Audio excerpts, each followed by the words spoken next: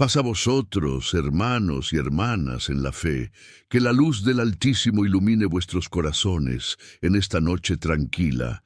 Reuníos junto al fuego de la palabra, acercaos con el alma dispuesta y el espíritu abierto, porque esta noche compartiremos una historia que ha atravesado los siglos, una historia de fe inquebrantable, de esperanza que jamás se apagó, de un milagro que nació del corazón persistente de una mujer sencilla. Acomodaos, dejad que vuestras preocupaciones se desvanezcan como el humo en el viento, y permitid que esta narración sagrada penetre en lo más profundo de vuestro ser. Cerrad los ojos si así lo deseáis, respirad hondo, y dejad que las palabras fluyan como un río que calma la sed del alma.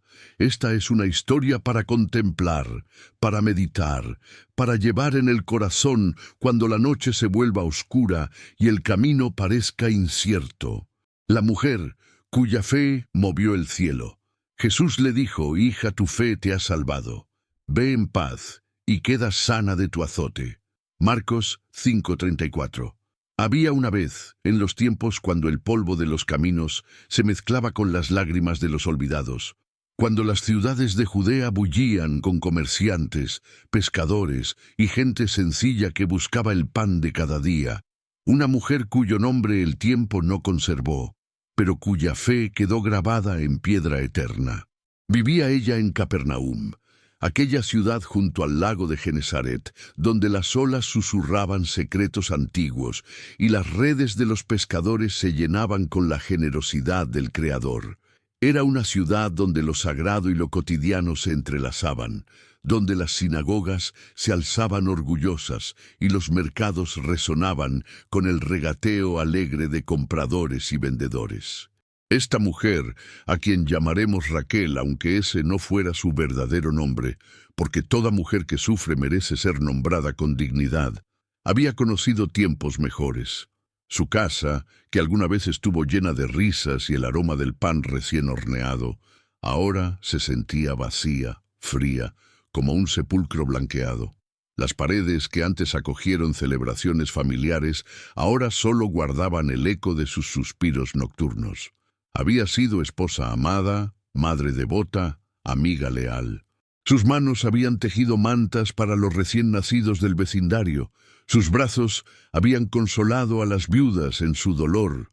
Su cocina había alimentado a los hambrientos sin preguntar de dónde venían ni quiénes eran. Pero la vida, esa maestra implacable, le había preparado una prueba que duraría no días ni meses, sino 12 años completos. 12 años que se sentían como 12 eternidades.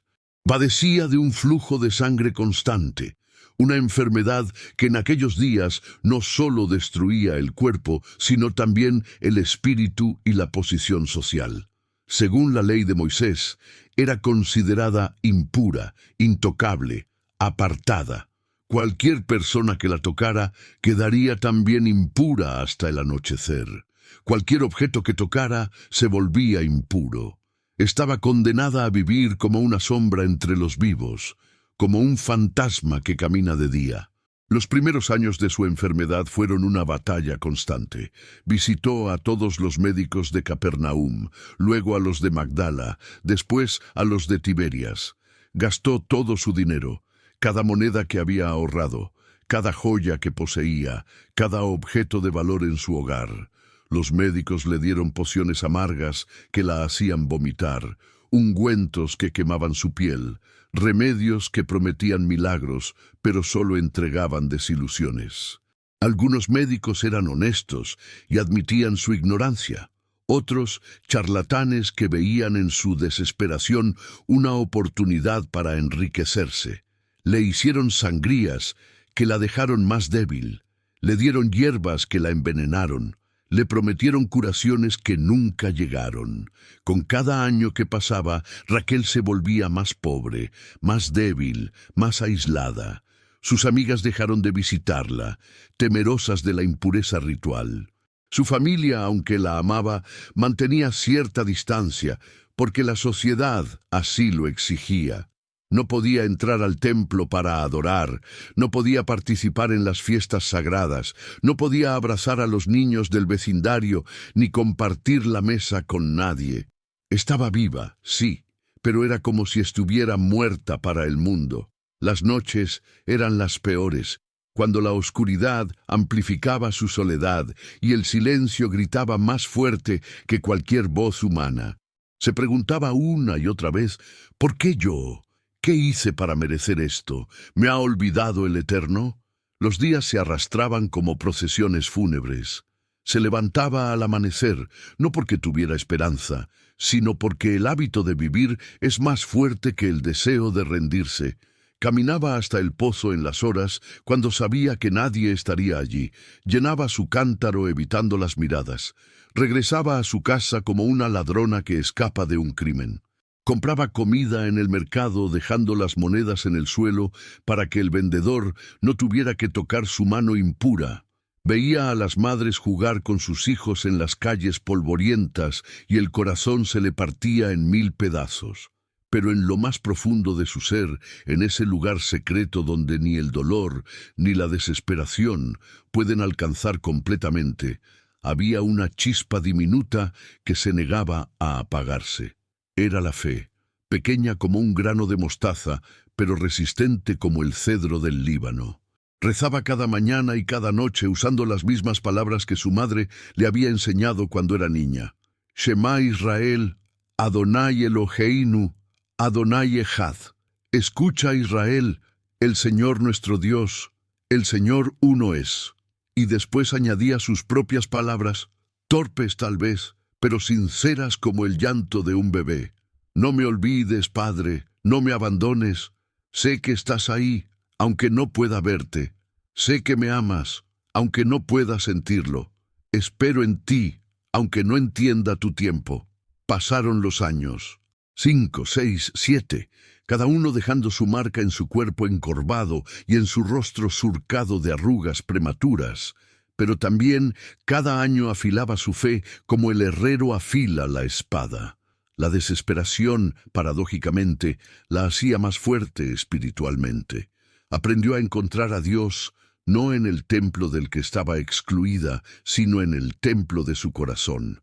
Aprendió a adorar no con sacrificios de corderos, sino con el sacrificio de su voluntad, de su orgullo, de su necesidad de entender.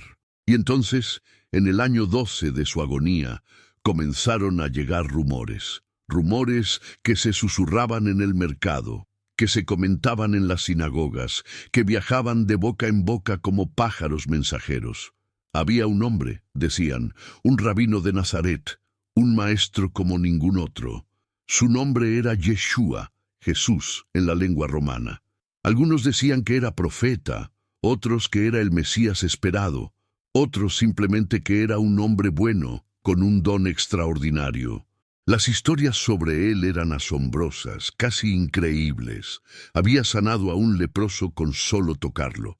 Había hecho caminar a un paralítico que llevaba 38 años postrado. Había devuelto la vista a un ciego de nacimiento. Había perdonado pecados, cosa que solo Dios podía hacer. Incluso se decía que había calmado una tormenta en el lago con solo ordenarle al viento que se detuviera. Al principio, Raquel escuchaba estos rumores con la desconfianza de quien ha sido decepcionada demasiadas veces. ¿Cuántos curanderos había conocido? ¿Cuántas promesas vacías había escuchado? Pero algo en estas historias era diferente. No hablaban de un charlatán que cobraba por sus servicios, sino de un hombre que sanaba por compasión, que no rechazaba a nadie, que tocaba a los intocables y comía con los pecadores. Decían que no le importaba la impureza ritual, que rompía las tradiciones de los fariseos si eso significaba mostrar misericordia, que declaraba que el sábado fue hecho para el hombre y no el hombre para el sábado. Una noche, mientras miraba las estrellas desde el pequeño patio de su casa, Raquel sintió algo que no había sentido en años: esperanza. No era una esperanza lógica ni razonable.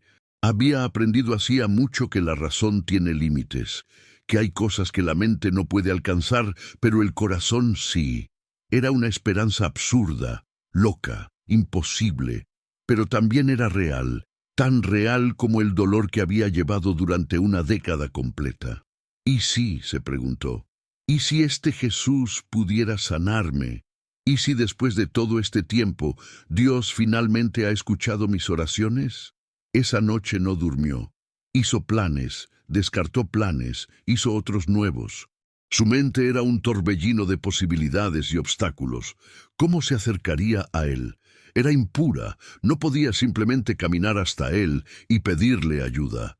Si la gente supiera de su condición, la expulsarían, tal vez la apedrearían por profanar a un rabino con su presencia. Y si él la rechazaba, y si su poder no era suficiente para su enfermedad, y si todo era solo otro engaño más del destino. Pero la esperanza, una vez encendida, es difícil de apagar. Durante los días siguientes, Raquel se informó todo lo que pudo sobre Jesús.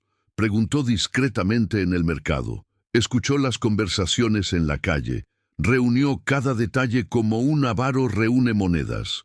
Supo que él enseñaba en las sinagogas, que viajaba de pueblo en pueblo seguido por multitudes, que sus discípulos eran pescadores y gente común, que hablaba con autoridad pero también con ternura, que sus parábolas confundían a los sabios pero iluminaban a los sencillos.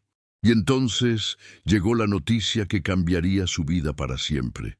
Jesús vendría a Capernaum. No era seguro cuándo exactamente, pero vendría. Tal vez en una semana, tal vez en un mes, pero vendría. Raquel sintió que el corazón le saltaba en el pecho. Era su oportunidad, tal vez la única que tendría. Tenía que estar lista. Comenzó a prepararse con la meticulosidad de un soldado antes de la batalla. No tenía mucho, pero lo que tenía lo organizó cuidadosamente. Se hizo una túnica nueva con la tela más modesta que encontró, algo que no llamara la atención. Practicó caminar encorvada para pasar desapercibida entre la multitud.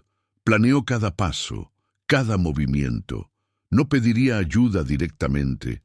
No se expondría a la vergüenza pública del rechazo. Tenía un plan diferente, un plan que nacía de su desesperación, pero también de su fe. Si tan solo pudiera tocar el borde de su manto, pensaba una y otra vez. Si tan solo pudiera rozar el extremo de su túnica sin que nadie lo note, sin interrumpir su camino, sin causarle ninguna molestia. La Escritura dice que el poder de Dios habitó en el tabernáculo. ¿No podría también habitar en este hombre? Si es verdad que es el ungido, entonces su misma ropa debe estar impregnada de santidad. No necesito que me vea, no necesito que me hable, solo necesito tocarlo un segundo, un instante, y seré sanada. Lo sé, lo siento en lo más profundo de mi alma. Mi fe me dice que esto funcionará. Pasaron días de angustiosa espera. Cada mañana se despertaba preguntándose si sería ese el día. Cada noche se acostaba decepcionada, pero no derrotada. Y entonces, una mañana ordinaria, que se convertiría en extraordinaria, escuchó el alboroto.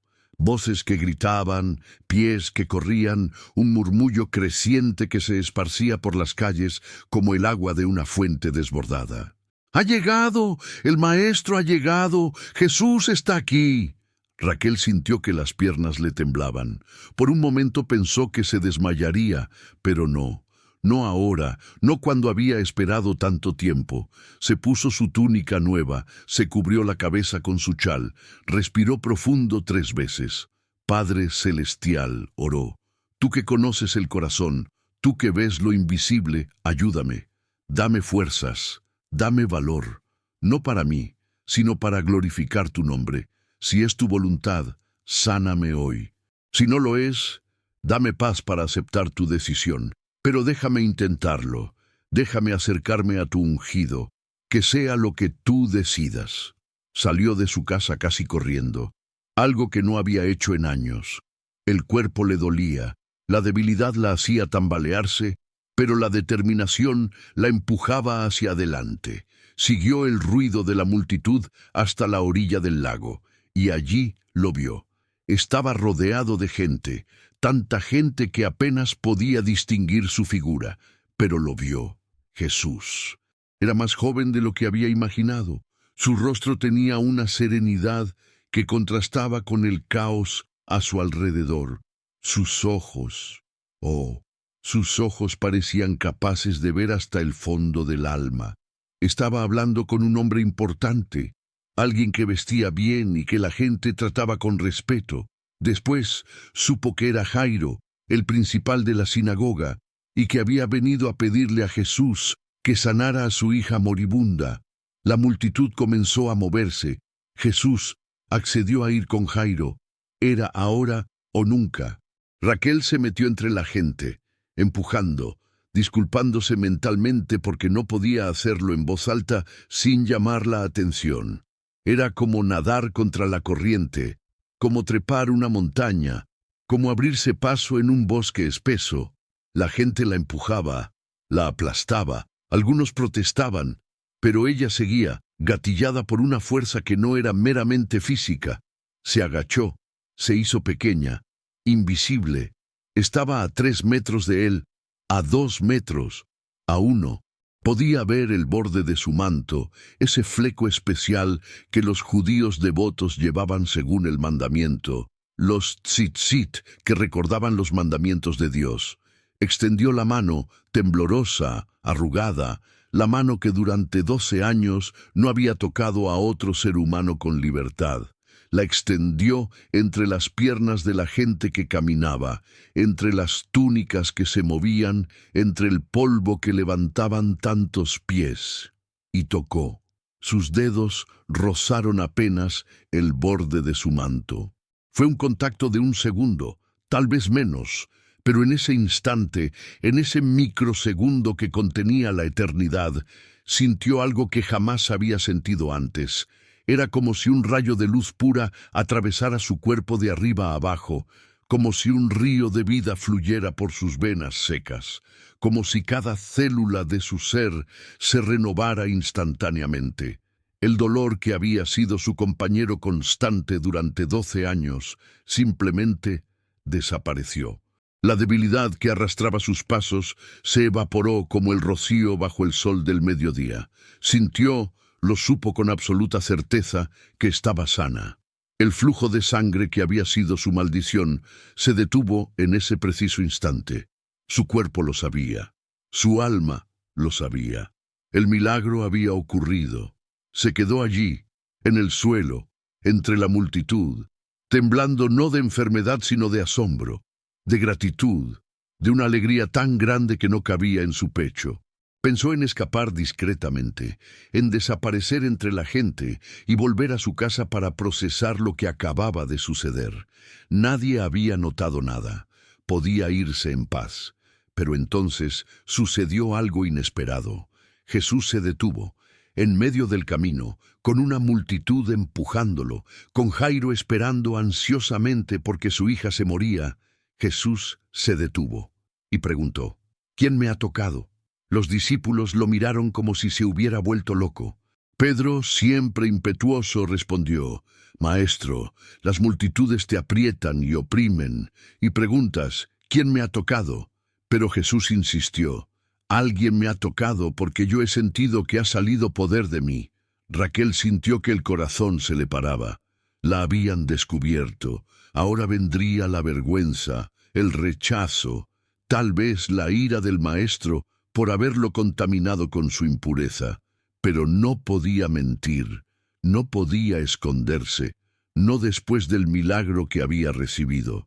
Con las piernas temblando como hojas en el viento, se levantó. La multitud se abrió a su alrededor como el mar rojo ante Moisés.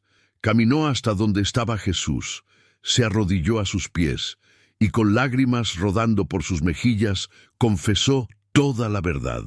Le contó todo, los 12 años de sufrimiento, los médicos que no pudieron ayudarla, el dinero gastado en vano, el aislamiento social, las noches de llanto, las oraciones que parecían rebotar en un cielo de bronce. Le contó de su desesperación y de su fe, de cómo había oído hablar de él y había decidido intentar una última vez, de cómo había tocado su manto creyendo que sería sanada. Y le contó que así había sido, que en el momento en que lo tocó, supo que había sido sanada de su azote. Habló entre sollozos, las palabras saliendo atropelladas, disculpándose por su atrevimiento, por haberlo tocado siendo impura, por haber robado su poder sin permiso. La multitud estaba en completo silencio. Algunos la miraban con lástima, otros con curiosidad, algunos con esa mezcla de repulsión y fascinación que provocan los marginados. Pero ella solo miraba a Jesús, esperando su juicio, su rechazo, su condena. Pero lo que vio en sus ojos no fue ira ni disgusto. Era algo que no había visto en los ojos de ningún otro ser humano en 12 años. Era compasión, pura y sin condiciones. Era amor, el tipo de amor que no juzga ni condiciona. Era aceptación, completa y total. Jesús la miraba como un padre mira a su hija amada, como un pastor mira a la oveja perdida que finalmente encontró, como el Creador mira a su creación y dice, «Es bueno». Extendió su mano, esa mano que había tocado leprosos y paralíticos, que había bendecido niños y partido pan, y la colocó suavemente sobre su cabeza. No le importó la supuesta impureza, no le importaron las tradiciones de los fariseos, no le importó el escándalo que esto causaría. La tocó con ternura, con respeto, con dignidad. Y entonces habló, y sus palabras fueron un bálsamo para su alma herida. «Hija, tu fe te ha salvado, ve en paz, y queda sana de tu azote». Hija. Esa palabra contenía todo un universo de significado. No la llamó mujer, no la llamó enferma, no usó ningún término que la definiera por su sufrimiento. La llamó hija, la reclamó como parte de la familia de Dios. Le devolvió no solo la salud, sino la identidad, no solo el bienestar físico, sino la dignidad humana. Le dijo que su fe, esa chispa diminuta que se había negado a apagarse durante 12 años de oscuridad, era lo que había activado el poder sanador. No fue magia, no fue suerte, no fue coincidencia, fue fe. Fe que se aferró a la esperanza cuando no había razón para esperar, fe que creyó en el milagro cuando toda evidencia decía lo contrario, fe que se atrevió a tocar lo sagrado cuando la sociedad decía que no era digna. Ve en paz. No solo vete, sino ve en paz. Paz que había perdido hacía tanto tiempo, paz que el mundo no puede dar ni quitar, paz que viene de saber que Dios la ve, la conoce, la ama. Paz para dormir sin pesadillas, para caminar sin vergüenza, para vivir sin esconderse. Paz para reintegrarse a la comunidad, para abrazar a los niños, para compartir la mesa con amigos, para adorar en el templo. Paz que es más que ausencia de conflicto, que es la presencia activa del Shalom de Dios. Esa plenitud que restaura todo lo que estaba roto. Queda sana de tu azote. Confirmación divina de lo que ella ya sabía en su cuerpo, pero necesitaba oír en voz alta. No solo estaba sanada temporalmente, sino permanentemente. El azote, ese látigo invisible que la había golpeado durante 12 años, había sido destruido para siempre. No volvería. La maldición se había roto, la prisión se había abierto, era libre. Raquel levantó la vista, las lágrimas borrando su visión, pero no su claridad espiritual. Quiso decir algo, agradecer, expresar la gratitud inmensa que inundaba su corazón, pero las palabras no venían, no hacían falta. Jesús lo sabía, lo veía en sus ojos. Sonrió, esa sonrisa que los evangelios rara vez describen, pero que debió ser luminosa como el sol, y asintió. Era suficiente, ella podía irse. Se levantó, y al hacerlo se dio cuenta de algo más. No solo su cuerpo estaba sanado, algo profundo en su espíritu también había sido restaurado. La amargura que había comenzado a echar raíces durante los años de sufrimiento se había evaporado. El resentimiento hacia Dios por permitir su enfermedad, se había transformado en gratitud por su liberación. El miedo al futuro se había convertido en confianza en la providencia divina. Era una nueva creación, como si hubiera nacido de nuevo. La multitud, que había observado todo en silencio reverente, comenzó a murmurar. Algunos alababan a Dios, otros comentaban el milagro, algunos pocos gruñían incómodos porque Jesús había tocado a una mujer impura, pero Raquel no les prestó atención. Caminó entre ellos con la cabeza alta por primera vez en 12 años, no con orgullo sino con dignidad, no desafiante sino confiada. Era hija de Abraham, hija del Altísimo, y acababa de ser sanada por el Mesías en persona. Regresó a su casa, pero no era la misma casa a la que había salido esa mañana. Físicamente era idéntica, las mismas paredes, el mismo techo, los mismos muebles escasos, pero ahora estaba llena de luz, de esperanza, de vida. Abrió las ventanas que había mantenido cerradas durante años. Dejó que entrara el aire fresco y el sol brillante. Limpió cada rincón, no porque estuviera sucio, sino porque quería simbolizar el nuevo comienzo. Cantó mientras trabajaba, canciones que había olvidado, salmos que su madre le había enseñado, melodías que brotaban espontáneamente de su alegría. Al día siguiente, se atrevió a hacer algo que no había hecho en más de una década. Fue al mercado, pero no al amanecer cuando no había nadie, sino al mediodía, cuando estaba lleno de gente. Caminó entre los vendedores sin esconderse, sin agachar la cabeza.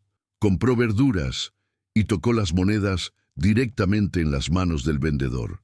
Este, que la conocía de vista pero no de trato, la miró extrañado. «¿Estás bien?», preguntó con cierta desconfianza. Ella sonrió, una sonrisa que iluminó todo su rostro. «Estoy más que bien», respondió. «Estoy sanada».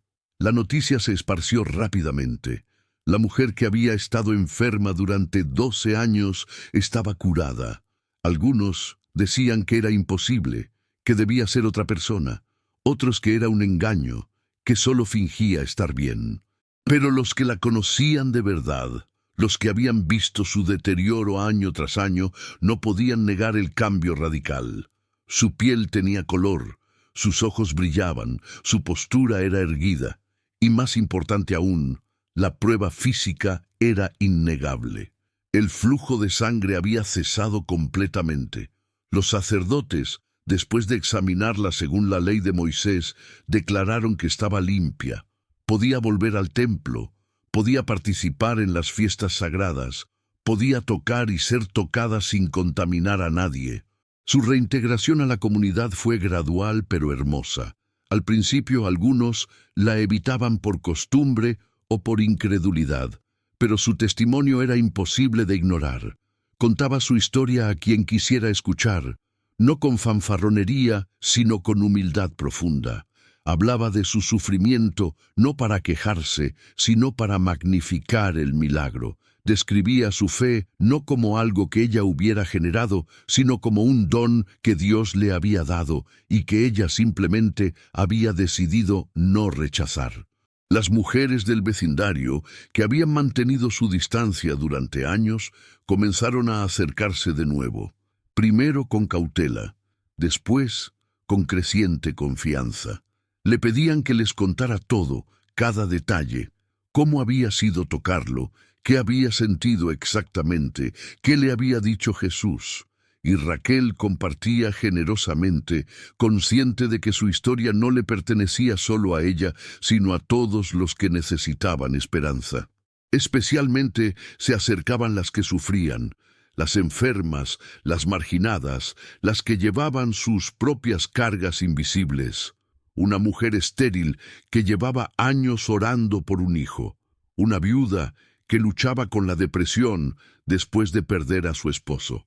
Una joven con una enfermedad de la piel que la hacía objeto de burlas.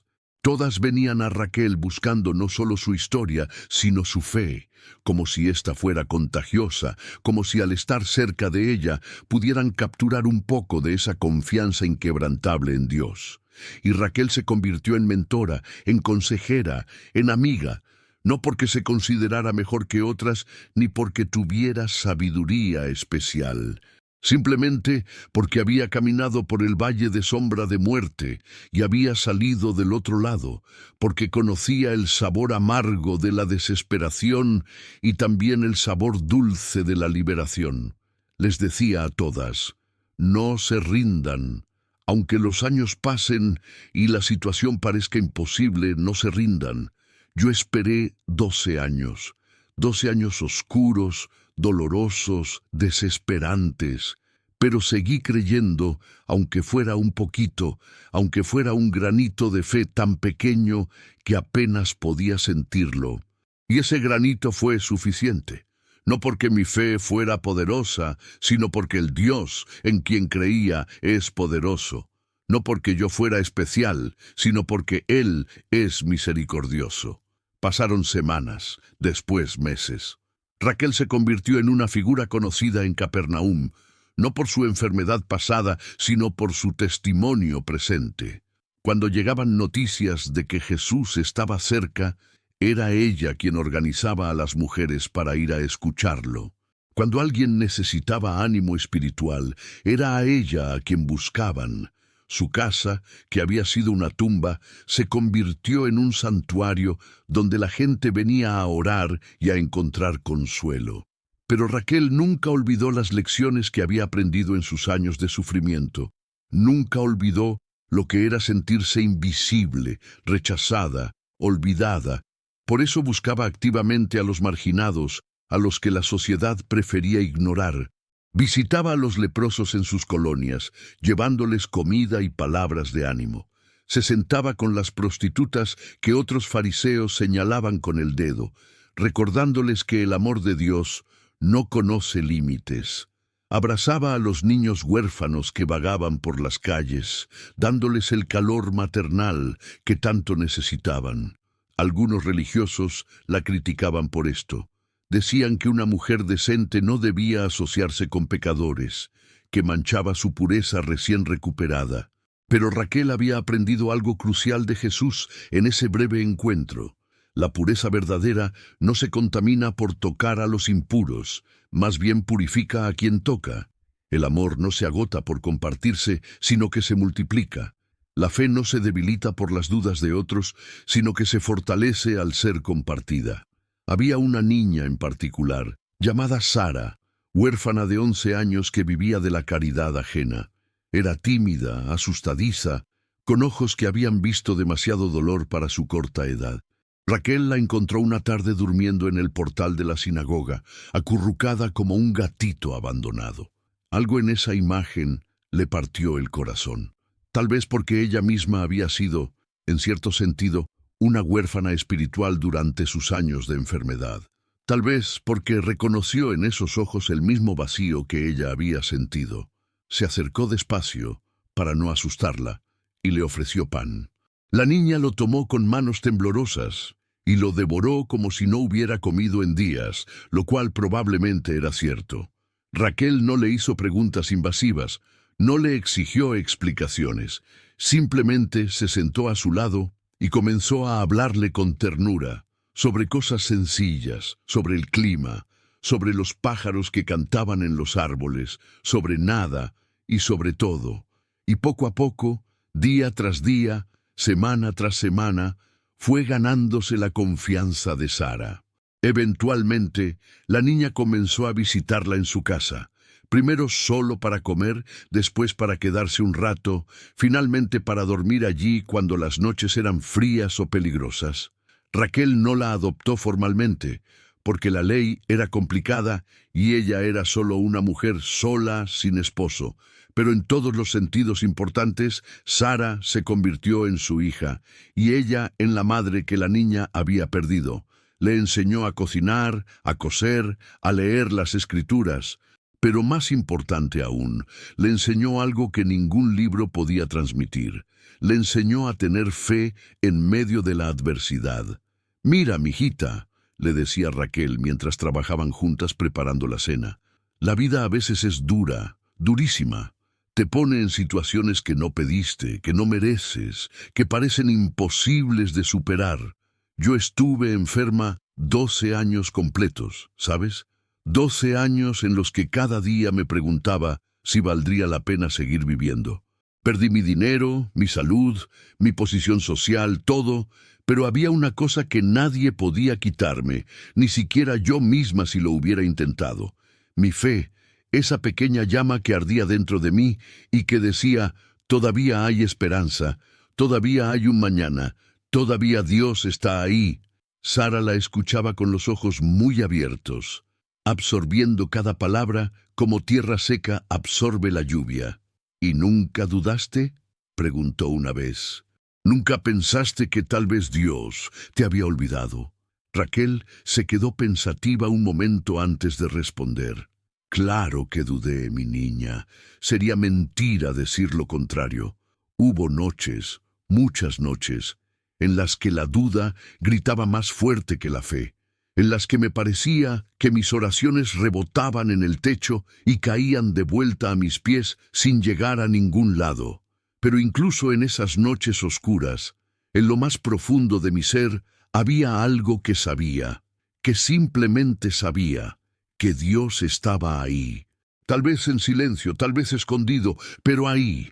La fe no es la ausencia de dudas, pequeña. La fe es seguir caminando aunque tengas dudas, es seguir orando aunque parezca que nadie escucha, es seguir esperando aunque no veas la luz al final del túnel. Estas conversaciones se volvieron el fundamento de la relación entre ellas. Raquel descubrió que enseñar a Sara era también una forma de consolidar sus propias lecciones, de grabar más profundamente en su corazón las verdades que había aprendido. Es que hay algo en verbalizar tus experiencias que las hace más reales, más permanentes. Y Sara, por su parte, floreció bajo este cuidado. La niña, asustadiza y desconfiada, comenzó a sonreír más, a jugar como debía jugar una niña de su edad, a soñar con el futuro en lugar de solo sobrevivir el presente. Un día, casi un año después del milagro de Raquel, llegaron noticias terribles a Capernaum. Jesús había sido arrestado en Jerusalén. Los rumores eran confusos y contradictorios, pero todos coincidían en que la situación era grave.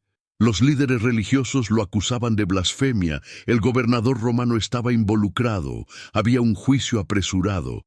Y después, la noticia más devastadora de todas, lo habían crucificado. Raquel sintió como si le arrancaran el corazón del pecho. El hombre que le había devuelto la vida, que la había llamado hija, que le había mostrado el rostro misericordioso de Dios, estaba muerto, crucificado como un criminal común, colgado en un madero como los peores malhechores. No podía ser verdad, no debía ser verdad. ¿Cómo podía Dios permitir que su ungido, su Mesías, terminara así? ¿Dónde estaba la justicia? ¿Dónde estaba el poder que había sentido fluyendo de él ese día junto al lago? Lloró como no había llorado ni siquiera en sus peores días de enfermedad. Lloró por él, por sus discípulos que debían estar destrozados, por todas las esperanzas que parecían haber muerto con él en esa cruz romana. Sara, que nunca había conocido a Jesús personalmente, pero que lo amaba a través de las historias de Raquel, lloró con ella. Se abrazaron y lloraron juntas, sin palabras, porque no había palabras para ese dolor. Los días siguientes fueron grises, pesados, como si una nube oscura se hubiera asentado sobre toda la región.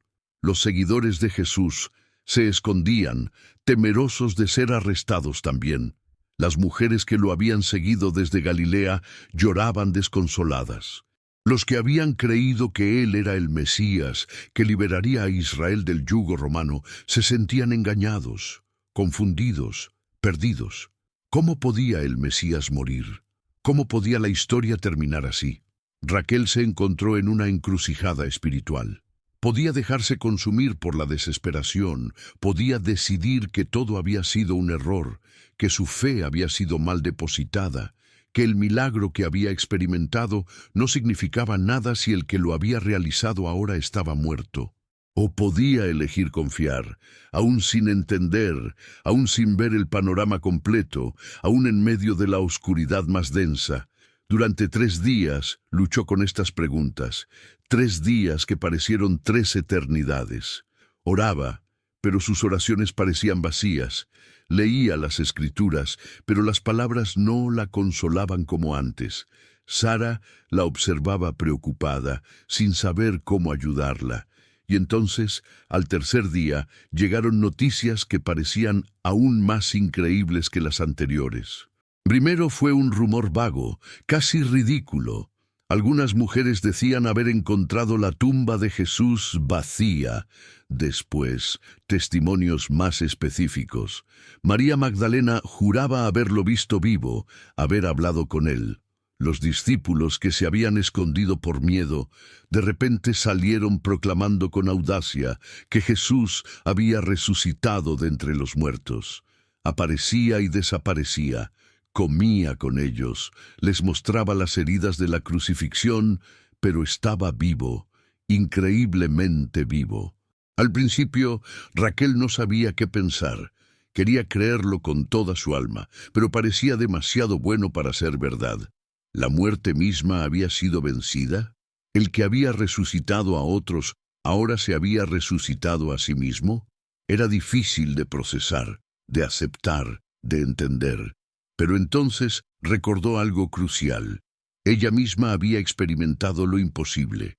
Ella que había estado desahuciada por todos los médicos, que había sufrido durante 12 años sin esperanza humana, había sido sanada instantáneamente.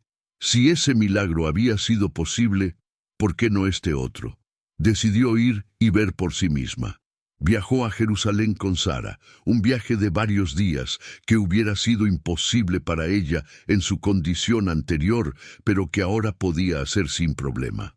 Llegaron a la ciudad que todavía hervía con tensión y rumores.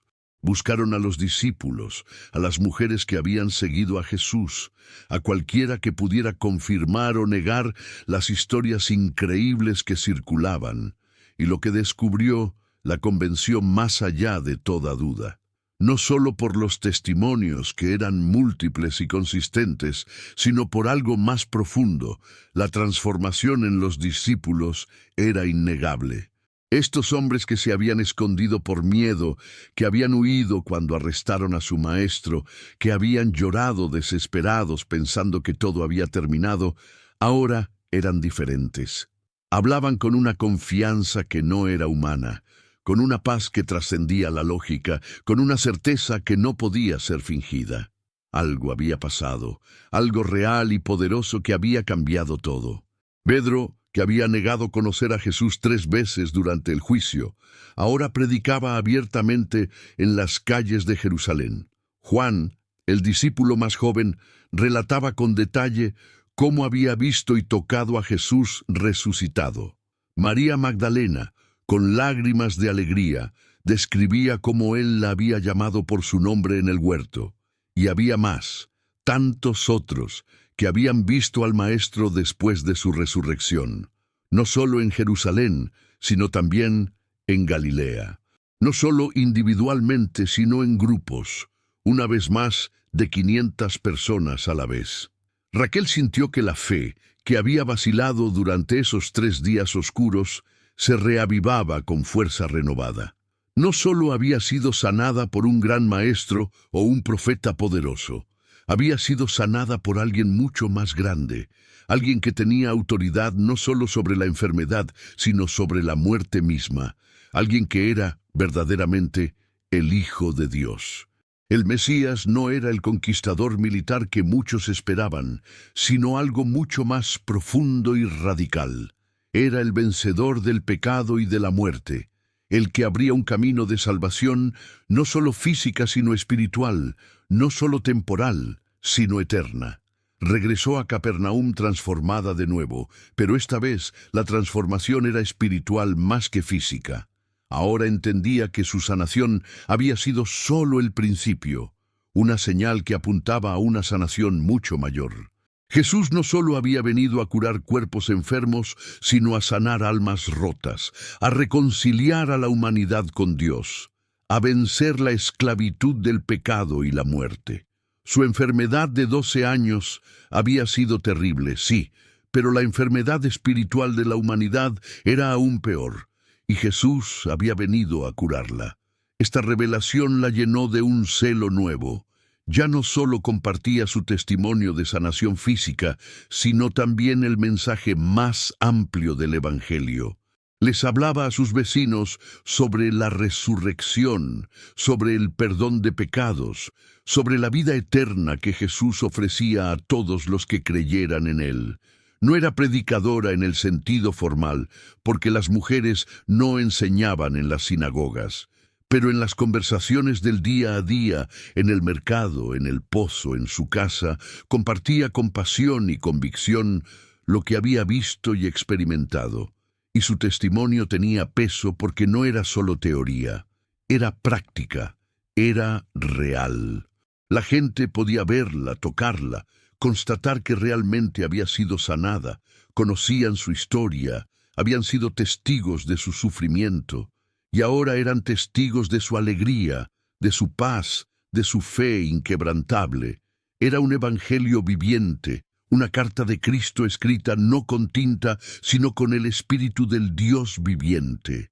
Con el tiempo, comenzó a reunirse regularmente con otras mujeres creyentes, en casa de María, o de Susana, o en su propia casa. Estudiaban juntas las enseñanzas de Jesús, que los apóstoles habían comenzado a recopilar y transmitir. Oraban juntas, cantaban juntas, compartían sus luchas y sus victorias.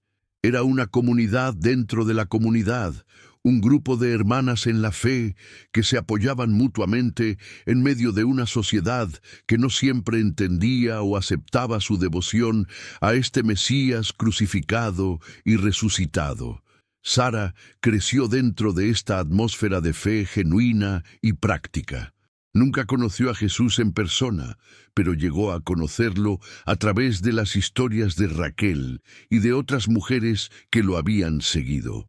Y lo más importante, llegó a experimentar su amor y su poder en su propia vida. A los 16 años, fue sanada de una fiebre misteriosa que los médicos no podían curar. La sanación vino después de que Raquel y las otras mujeres oraran toda la noche por ella. No fue tan dramática como el milagro de Raquel junto al lago, pero fue real y completa. Y confirmó en Sara lo que había aprendido durante años. Jesús escucha, Jesús sana, Jesús salva. Los años pasaron. 5, 10, 15. Raquel envejeció con gracia, su rostro marcado por arrugas que hablaban no de sufrimiento, sino de sabiduría y paz. Su cabello se volvió blanco como la nieve, pero sus ojos mantuvieron ese brillo especial de quien ha visto el rostro de Dios. Se convirtió en una especie de abuela espiritual para toda la comunidad de creyentes en Capernaum. Los jóvenes venían a ella con sus preguntas, los enfermos con sus súplicas, los desanimados con sus cargas, y a todos les decía variaciones del mismo mensaje fundamental. No dejes de creer. Nunca, nunca, nunca dejes de creer. Aunque los años pasen y las oraciones parezcan no ser respondidas, aunque la situación parezca imposible y todas las puertas se cierren, aunque el dolor sea insoportable y la oscuridad absoluta, no dejes de creer, porque la fe, por pequeña que sea, puede mover montañas. La fe, por débil que parezca, puede tocar el corazón de Dios. La fe, por temblorosa que se sienta, puede obrar milagros. Les contaba su historia una y otra vez, porque sabía que las historias tienen poder, que los testimonios personales pueden encender la fe en otros como una vela enciende a otra. Nunca se cansaba de relatar cómo había tocado el borde del manto de Jesús, cómo había sido sanada instantáneamente, cómo él la había llamado hija, Cada vez que la contaba, veía esperanza encenderse en los ojos de quien la escuchaba, y sabía que su sufrimiento, largo y doloroso como había sido, no había sido en vano. Había sido la preparación para un ministerio que alcanzaría a generaciones. Hubo momentos difíciles también. La persecución contra los seguidores de Jesús aumentó con los años. Algunos fueron encarcelados, otros expulsados de las sinagogas, algunos incluso murieron por su fe. Esteban, aquel diácono lleno del Espíritu Santo, fue apedreado en Jerusalén. Santiago, el hermano de Juan, fue ejecutado por orden de Herodes. La tentación de renunciar, de volver a la seguridad de la vida antigua, era real y constante, pero Raquel se mantuvo firme. Había caminado a través del fuego de la enfermedad durante 12 años y había salido refinada como el oro. No iba a doblegarse ahora ante amenazas humanas. Le decía a Sara, que a veces se asustaba con las noticias de persecución: «Hija mía, recuerda esto, Jesús venció a la muerte misma. Si ni la muerte pudo retenerlo, ¿qué puede hacernos el odio de los hombres? Podemos perder nuestras posesiones, nuestra libertad, incluso nuestras vidas, pero no podemos perder lo que Él nos ha dado: la salvación, el perdón, la vida eterna. Eso es nuestro para siempre».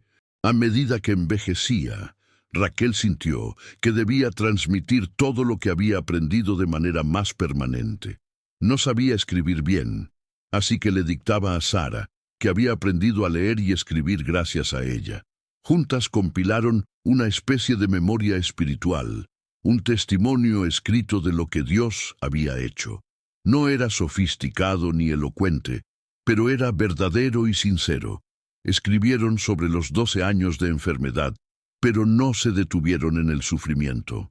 Escribieron sobre las lecciones aprendidas en la oscuridad, la paciencia, la perseverancia, la dependencia total en Dios. Escribieron sobre el día del milagro, cada detalle que Raquel podía recordar, cada sensación, cada palabra. Escribieron sobre la resurrección de Jesús y cómo esa verdad transformó su entendimiento de todo. Y escribieron consejos prácticos para otros que sufrían, basados en experiencia real y no en teorías abstractas. Si estás enfermo y los médicos no pueden ayudarte, no pierdas la esperanza.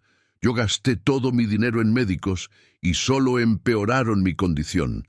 Pero Jesús me sanó gratuitamente por su gracia. Busca primero el reino de Dios y todas las demás cosas te serán añadidas. Si te sientes excluido y rechazado por la sociedad, recuerda que Jesús no rechaza a nadie. Yo era intocable, impura según la ley, pero Él me llamó hija. Para Dios no hay marginados, solo hijos amados que todavía no conocen su identidad. Si tus oraciones parecen no ser escuchadas, no dejes de orar. Yo oré durante 12 años antes de recibir mi respuesta. El tiempo de Dios no es nuestro tiempo. Él ve el panorama completo, nosotros solo vemos el momento presente. Confía en su sabiduría, aunque no entiendas su calendario. Si la duda te asalta, no te sientas culpable. La duda y la fe pueden coexistir. El padre del niño endemoniado le dijo a Jesús: «Creo, ayuda mi incredulidad». Y Jesús no lo rechazó, sino que sanó a su hijo. Ser honesto con tus dudas es mejor que fingir una fe que no sientes. Si te cansas de esperar, recuerda que la espera no es tiempo perdido, es tiempo de preparación. Yo no estaba lista para mi milagro en el año 1 o 2 o 5 de mi enfermedad. Necesitaba que el orgullo fuera quebrantado, que la autosuficiencia muriera, que aprendiera a depender completamente de Dios. El tiempo de espera fue el tiempo de formación. Estas reflexiones, escritas en pergaminos sencillos, circularon entre los creyentes, no con la autoridad de las Escrituras, por supuesto, pero como el testimonio valioso de alguien que había caminado el camino difícil y había encontrado a Dios fiel. Algunas copias llegaron hasta Antioquía, donde la iglesia crecía rápidamente, otras hasta Roma, donde los cristianos se reunían en secreto. Y en cada lugar alentaban a los que sufrían, fortalecían a los débiles, renovaban la esperanza de los desanimados. Sara se casó a los 20 años con un joven creyente llamado David, carpintero de oficio y de corazón noble. Raquel estuvo presente en la boda, sus ojos brillando con lágrimas de alegría. Era como ver el ciclo completarse. La niña huérfana que había acogido ahora formaba su propia familia. Y lo mejor de todo, Sara y David planeaban criar a sus futuros hijos en la fe, transmitiendo las enseñanzas que Sara había recibido de Raquel. «Cuéntales mi historia», le pidió Raquel a Sara antes de la boda. «Cuando tengas hijos, nietos, cuéntales cómo Dios sanó a una mujer desesperada que solo tuvo la fe suficiente para tocar el borde de un manto. Cuéntales que no importa cuán oscura sea su situación, Jesús puede y quiere ayudarlos. Pero sobre todo, cuéntales que deben perseverar en la fe, que no deben rendirse, que la historia no termina con el sufrimiento, sino con la redención». Sara prometió que así lo haría, y cumplió su promesa. Tuvo 3 hijos, 2 niñas y un niño. Y a cada uno, desde que eran pequeños, les contó la historia de la abuela Raquel. Se convirtió en una especie de leyenda familiar, un relato que se contaba antes de dormir, que se recordaba en momentos de dificultad, que se transmitía como un tesoro precioso de generación en generación. Raquel vivió hasta una edad avanzada, más de lo que cualquiera hubiera esperado considerando su historia médica. Algunos decían que Dios le había añadido años para compensar los 12 que había perdido en enfermedad. Otros simplemente reconocían que había sido bendecida con longevidad. Pero ella sabía la verdad. Cada día adicional era un regalo inmerecido, una oportunidad más para glorificar a Dios y servir a otros. En sus últimos años, cuando ya le costaba caminar y su cuerpo mostraba todas las señales de la edad avanzada, no se quejaba. Había conocido el verdadero sufrimiento y esto no era nada en comparación. Pasaba sus días orando por la iglesia, por los misioneros que iban a tierras lejanas, por los perseguidos, por los enfermos. Su casa se había convertido en un lugar de oración constante, donde el incienso de la intercesión subía al cielo día y noche. Un día sintió que su tiempo se acercaba. No fue una revelación dramática ni una visión celestial. Simplemente lo supo en su espíritu, con esa certeza tranquila que viene de caminar muchos años con Dios.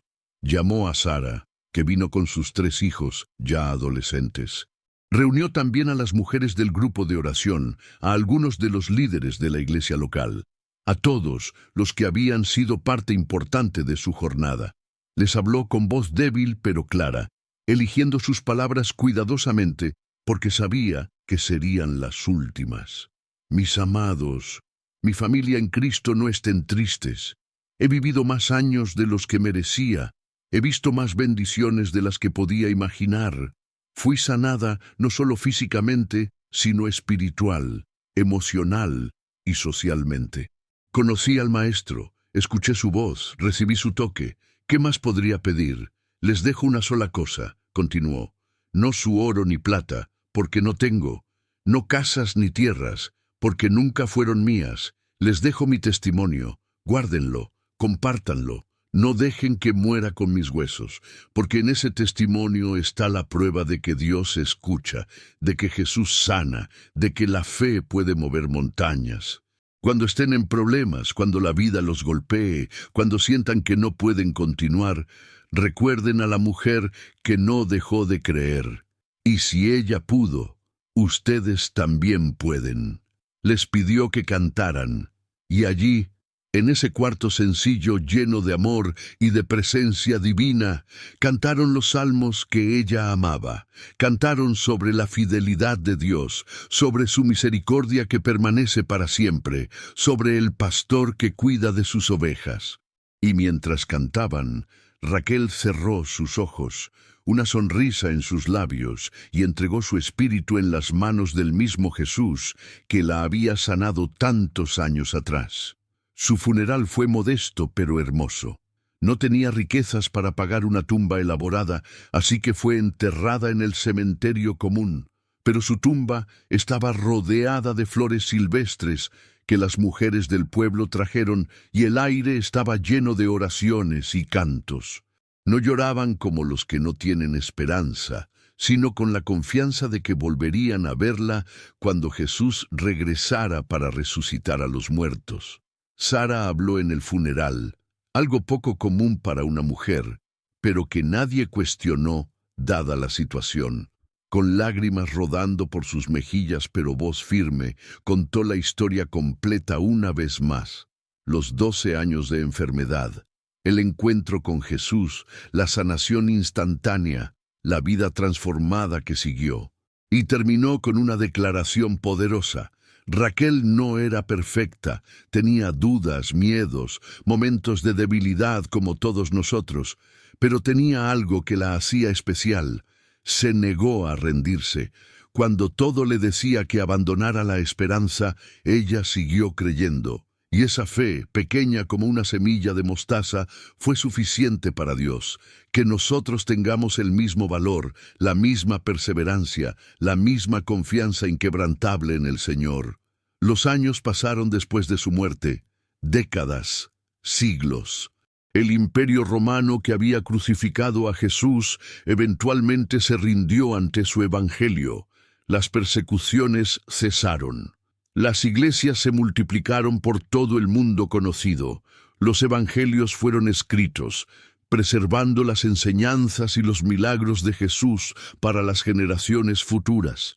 Y allí, en el Evangelio de Marcos, en el capítulo 5, quedó registrada para siempre la historia de una mujer sin nombre que tocó el manto de Jesús y fue sanada. Los eruditos más tarde debatirían los detalles. ¿Fue un milagro físico real o solo simbólico? ¿Qué enfermedad exactamente tenía? ¿Qué significado teológico tiene este evento? Pero para los que leían la historia con corazón sencillo, el mensaje era cristalino. La fe, por pequeña que sea, tiene poder cuando está depositada en la persona correcta. La familia de Sara mantuvo el testimonio de Raquel vivo durante generaciones. Sus bisnietos lo contaron a sus hijos, y estos a los suyos. Se convirtió en parte de la tradición familiar, una herencia espiritual más valiosa que cualquier posesión material. Somos descendientes de la mujer que tocó el manto de Jesús, decían con orgullo. No orgullo arrogante, sino orgullo de pertenecer a un linaje de fe, de ser parte de una historia más grande que ellos mismos. Cuando el cristianismo se extendió más allá de las fronteras de Israel, la historia viajó con él.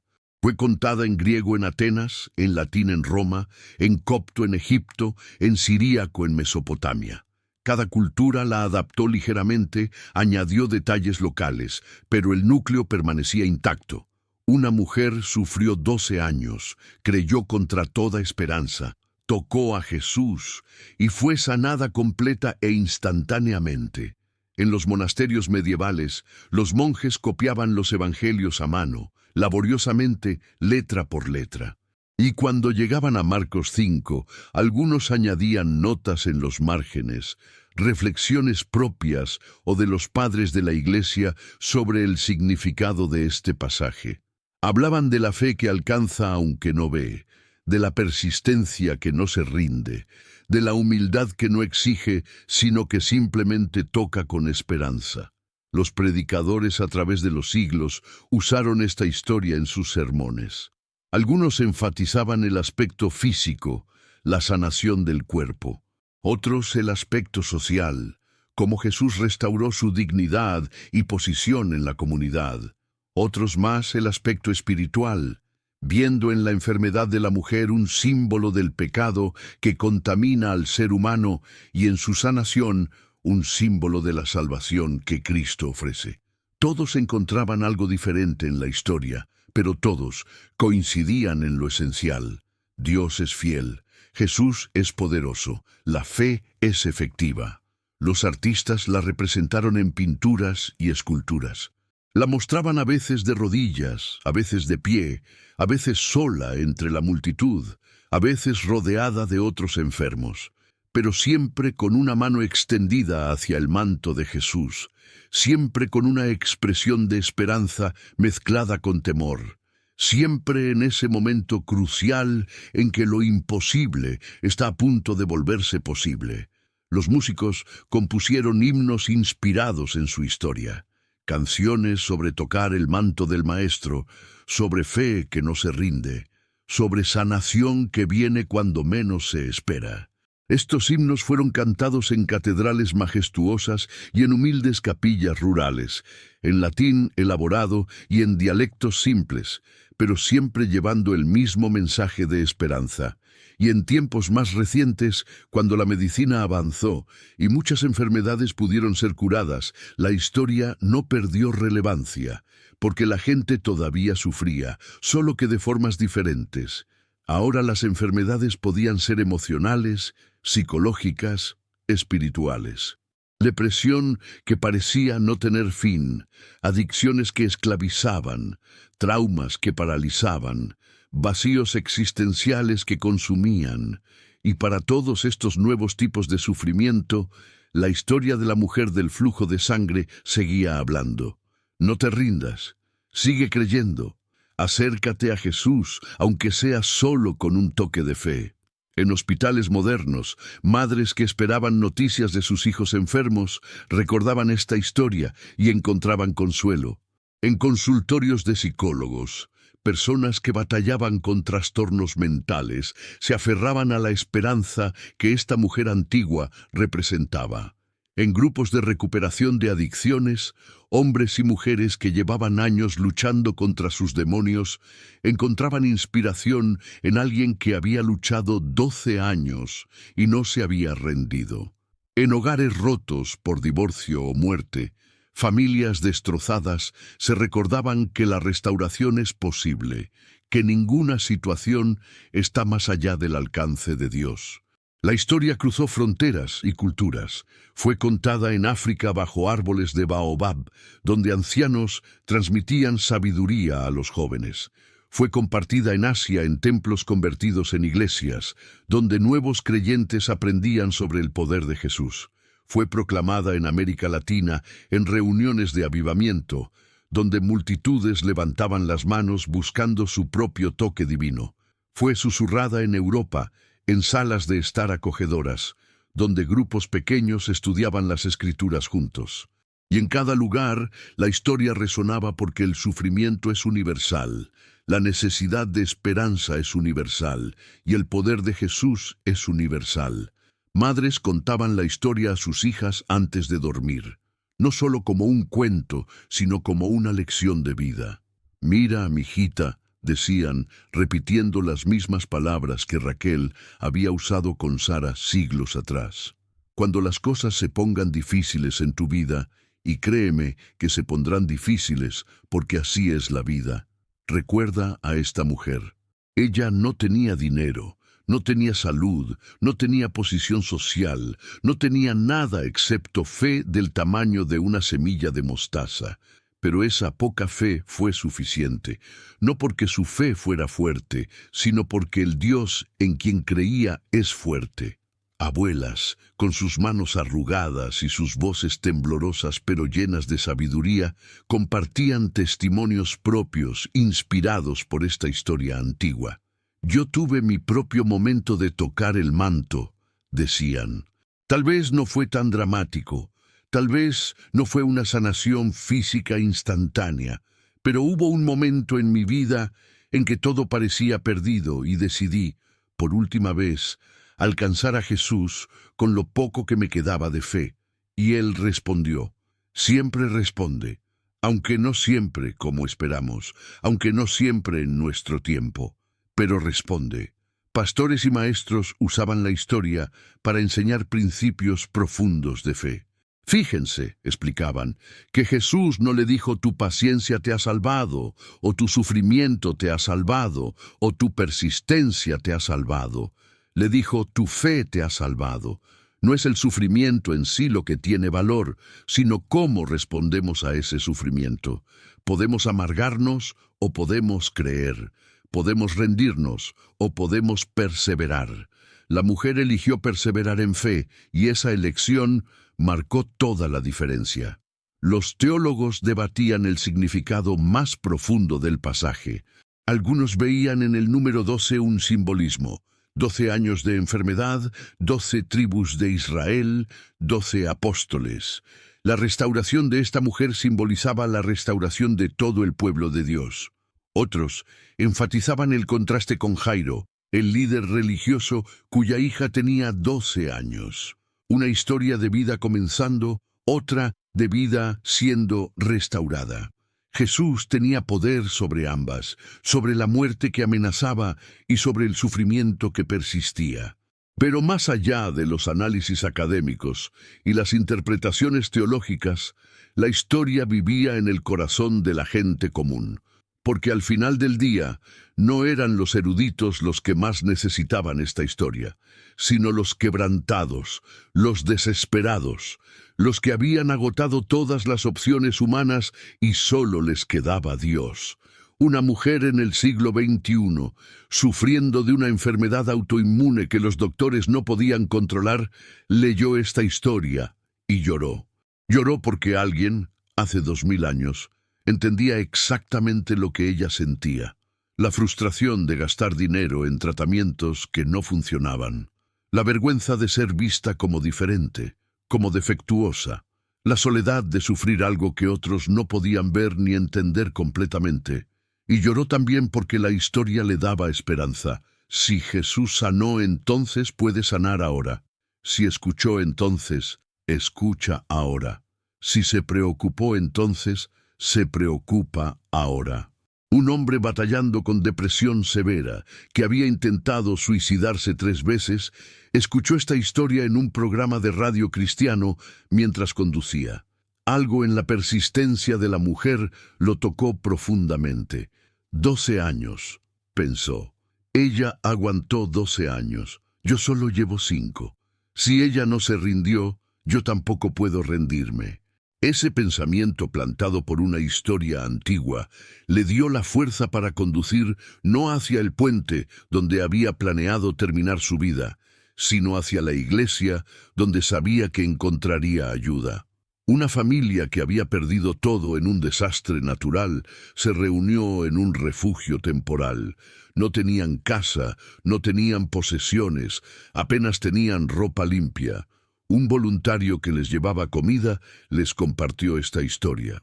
Y aunque sus circunstancias no cambiaron inmediatamente, algo sí cambió en su interior. La esperanza, que había muerto bajo los escombros de su casa, comenzó a brotar de nuevo como una planta que encuentra su camino hacia la luz. Una adolescente víctima de abuso encontró en esta historia un reflejo de su propia experiencia. También ella se sentía impura, contaminada, indigna. También ella había perdido años de su vida al trauma. También ella se sentía invisible, como si nadie la viera ni le importara. Pero la historia le mostró algo crucial. Jesús ve a los invisibles. Jesús toca a los intocables. Jesús restaura a los quebrantados. Y si esa mujer antigua pudo ser restaurada, tal vez ella también. Los grupos de oración alrededor del mundo incorporaron esta historia en sus intercesiones. Señor, oraban, así como aquella mujer tocó tu manto y fue sanada, así nosotros alcanzamos a ti ahora con fe. No tenemos mucho que ofrecer, solo nuestra necesidad y nuestra confianza en tu poder. Tócanos como tocaste a ella, sánanos como la sanaste. Restáuranos como la restauraste. Y los milagros seguían ocurriendo. No siempre de la forma dramática de Raquel, no siempre instantáneos, no siempre físicos, pero milagros al fin, matrimonios al borde del divorcio que encontraban reconciliación, adictos que rompían cadenas que los habían esclavizado por décadas. Personas con enfermedades terminales que encontraban paz y propósito en sus últimos días. Jóvenes sin dirección que descubrían su llamado. Ancianos llenos de amargura que aprendían a perdonar. Cada uno un eco del milagro original. Cada uno una prueba de que Jesús sigue siendo el mismo ayer, hoy y siempre. La historia se adaptó también a nuevos medios. Fue dramatizada en películas y series de televisión sobre la vida de Jesús. Fue ilustrada en libros para niños con dibujos coloridos que capturaban la escena junto al lago. Fue convertida en animaciones que llegaban a millones a través de Internet. Fue contada en podcasts donde gente común compartía cómo esta historia antigua había impactado sus vidas modernas. Fue tema de canciones de adoración que se cantaban en iglesias de todos los continentes. Pero sin importar el medio o el formato, sin importar la cultura o el idioma, sin importar la época o las circunstancias, el mensaje central permanecía inmutable. La fe que se atreve a alcanzar a Jesús, por pequeña que sea, nunca es decepcionada. Y así, la mujer sin nombre, que vivió hace 2 milenios en una pequeña ciudad junto a un lago en el Medio Oriente, cuya existencia podría haber sido olvidada completamente, se convirtió en inmortal. No por su propia grandeza, sino por la grandeza de aquel a quien tocó, no por su poder, sino por el poder en el que creyó, no por su perfección, sino por su persistencia imperfecta pero sincera. Su legado no fue de oro ni de plata. No construyó templos ni escribió libros de teología. No lideró movimientos ni cambió leyes, pero hizo algo tal vez más importante. Demostró que la fe ordinaria de una persona ordinaria puede encontrarse con el poder extraordinario de un Dios extraordinario. Y en ese encuentro, lo imposible se vuelve posible, lo quebrantado se restaura, lo perdido se encuentra, y lo muerto vuelve a vivir. Cada persona que escuchó su historia y decidió no rendirse, cada enfermo que oró una vez más aunque pareciera inútil, cada desesperado que extendió su mano hacia Dios con ese último gramo de fe, cada uno se convirtió en parte de su legado, porque ella no solo fue sanada para sí misma, fue sanada para todos nosotros, para servir como testimonio eterno de que Dios escucha, Dios ve, Dios responde y Dios sana.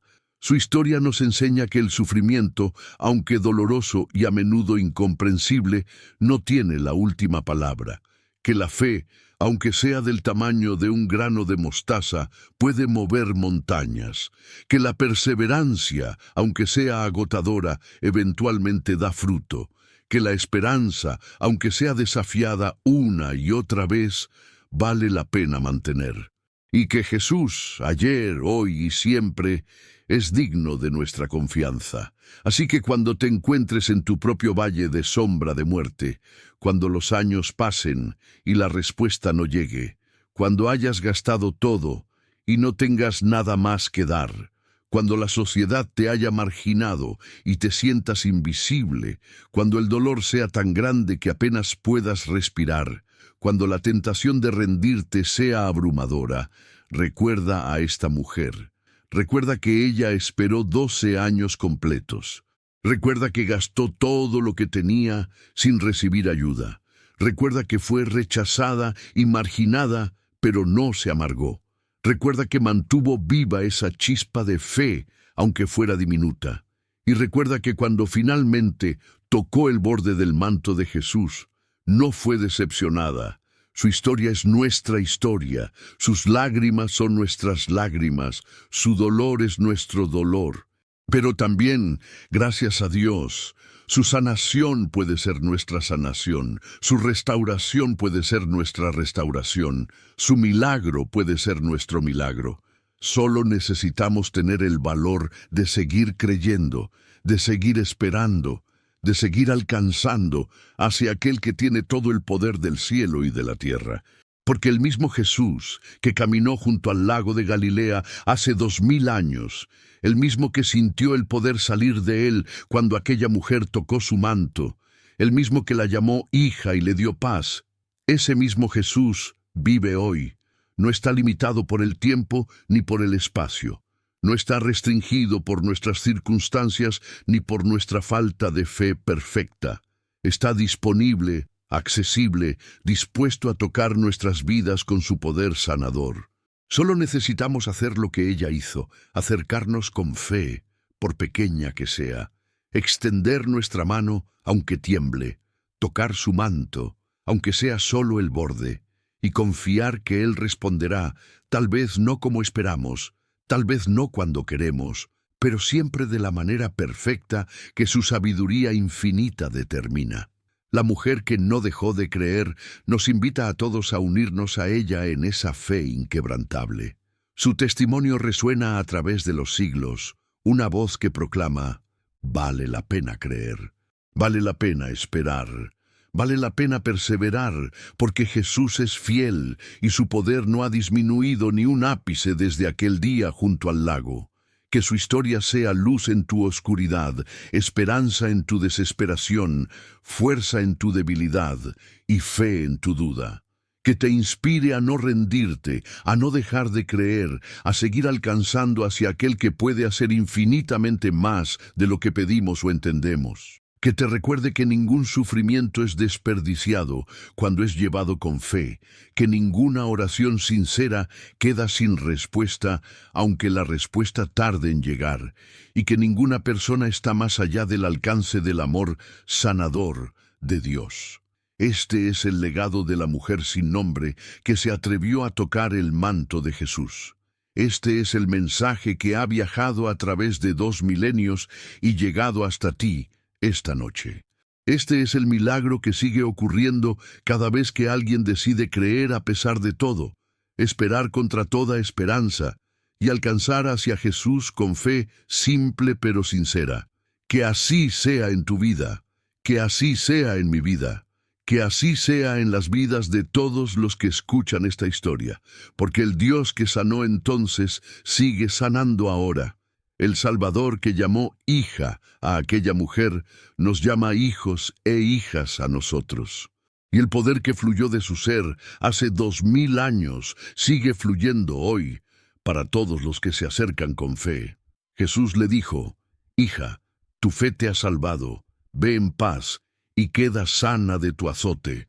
Marcos 5:34. Hermanos y hermanas, que la paz de aquel que sanó a la mujer del flujo de sangre repose sobre vosotros.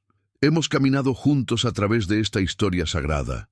Hemos sentido el peso de 12 años de sufrimiento. Hemos experimentado la emoción del encuentro divino. Hemos sido testigos del milagro que ocurre cuando la fe perseverante se encuentra con el poder ilimitado de Dios. Y ahora, mientras esta narración llega a su fin, no concluye realmente, porque su mensaje continúa viviendo, respirando, transformando vidas. Esta historia no es solo sobre una mujer que vivió hace 2000 años. Es sobre cada uno de nosotros, sobre nuestras luchas, nuestros dolores, nuestras esperanzas, sobre los momentos en que queremos rendirnos, pero algo dentro de nosotros susurra: un día más, un paso más, una oración más. Sobre esa fe pequeña, temblorosa, imperfecta, pero real, que se niega a apagarse completamente. Lleva contigo esta historia en tu corazón. Cuando la noche sea oscura y el camino incierto, cuando los años pasen y las respuestas tarden, cuando el dolor sea tan intenso que apenas puedas respirar, recuerda: hubo una mujer que no dejó de creer, y su fe, pequeña como era, movió el corazón de Dios y trajo un milagro que ha resonado a través de los siglos. Tú también puedes ser esa persona de fe inquebrantable. Tú también puedes extender tu mano hacia Jesús, tocar el borde de su manto con esa fe del tamaño de una semilla de mostaza. Tú también puedes recibir la palabra que transforma todo: hija, hijo, tu fe te ha salvado, ve en paz. Que esta historia te acompañe en tus días y en tus noches, que te fortalezca cuando estés débil, que te anime cuando estés desanimado, que te inspire cuando pierdas la esperanza, que te recuerde que nunca, nunca, nunca estás solo en tu lucha, porque el mismo Jesús que caminó junto al lago de Galilea camina contigo hoy. La historia continúa, mi querido hermano, mi querida hermana. Continúa en tu vida, en mis luchas, en nuestras oraciones colectivas.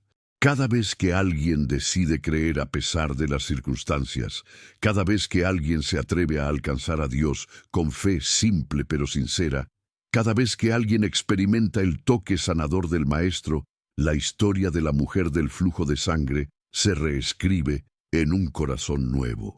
Que seas tú el siguiente capítulo en esta historia eterna. Que tu testimonio de fe persistente inspire a otros así como el de ella te ha inspirado. Que tu vida sea una demostración viva de que Dios es fiel, de que Jesús sana, de que la fe funciona, de que los milagros todavía suceden. Ve en paz como fue ella, queda sano como fue ella, y sobre todo, no dejes de creer como no dejó ella. Que el Dios de toda gracia, que te llamó a su gloria eterna en Cristo, después de que hayas sufrido un poco de tiempo, Él mismo te perfeccione, afirme, fortalezca y establezca. Que la paz que sobrepasa todo entendimiento guarde tu corazón y tu mente en Cristo Jesús. Que la esperanza que no decepciona sea tu ancla en las tormentas de la vida. Y que la fe, esa fe poderosa que mueve montañas y toca mantos divinos, sea tu compañera constante en cada paso del camino. Amén y amén. Descansa ahora en paz, sabiendo que el mismo Dios que cuidó de aquella mujer, te cuida a ti. Buenas noches, y que tus sueños estén llenos de la presencia consoladora del Altísimo. Shalom, paz, paz sobre ti y sobre todos los que aman al Señor, hasta que nos encontremos de nuevo junto al fuego de la palabra. Bendito seas.